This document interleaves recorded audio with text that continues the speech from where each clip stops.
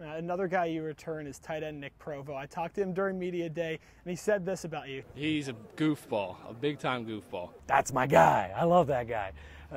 Nick's a very quiet guy until he met me, and I just kept poking and prodding and said, hey, we're here to have fun. I always tell everybody, my kids go out and we play football. We play tackle football together, and my son's only 3 years old. And we play football every day too. And I want to see that same joy in these guys' face every day. Every day they walk into a meeting, because I spent those times going into meetings from my career and my playing time.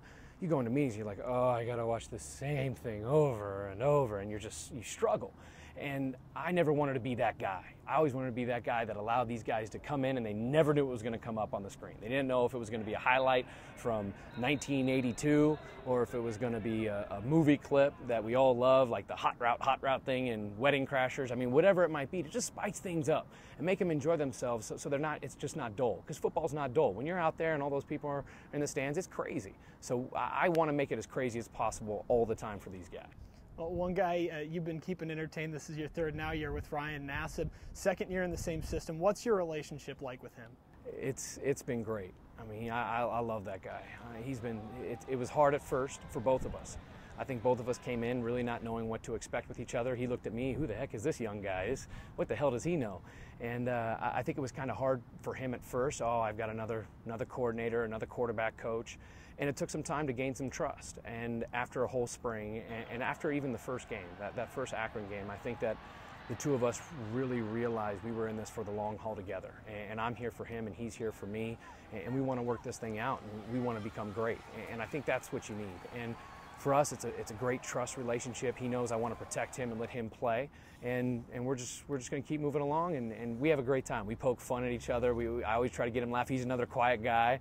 So those quiet guys, if you're quiet, I'm after you. I'm going to make sure that you stand out, because hey, he goes out there every day on TV in front of all those people. He's got to be used to people looking at him and making fun of him. Putting all the pieces together now and looking at this team this upcoming year, have you guys set aside any statistical goals, points per game, anything like that for the season? Everything. You look at the offense, and it's no secret. We were not a very good, powerful offense. I mean, we were, I want to say, 97th in the country. And one thing that I stressed right when we got here, because when you come in and you install an offense, you have to say, okay, what do you want to be good at? Because you can't say, hey, we're going to be great at everything, because then you're going to overload these young men. And they already have school, they have so many other things going on. So what we did is we said we want to be great in situations. We said the minute we cross over to the red zone, we're scoring. And we were like 19th in the country in scoring once we got in the red zone. Third down, we said, hey, we're going to be great at third down. We got way better than what we were the year before. Interceptions. I challenged Ryan. I said, look, you can't throw an interception. He was, I want to say, 13th in the country with least amount of interceptions. So those were the situational statistics that we were great at that allowed us to win. And since we did that stuff, we were good. And we were able to win those.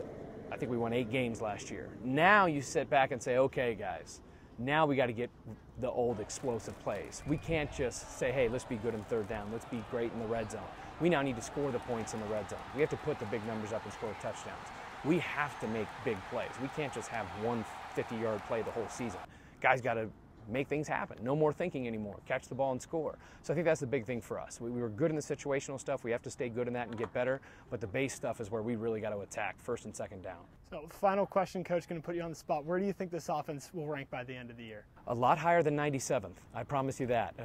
These guys are ready to go, and they're hungry, and I've challenged them every day. And I think they're going to do nothing but improve. And thank goodness that's not that hard of a number to improve on. All right, that's new offensive coordinator Nate Hackett for the Orange. Thanks a lot, Coach.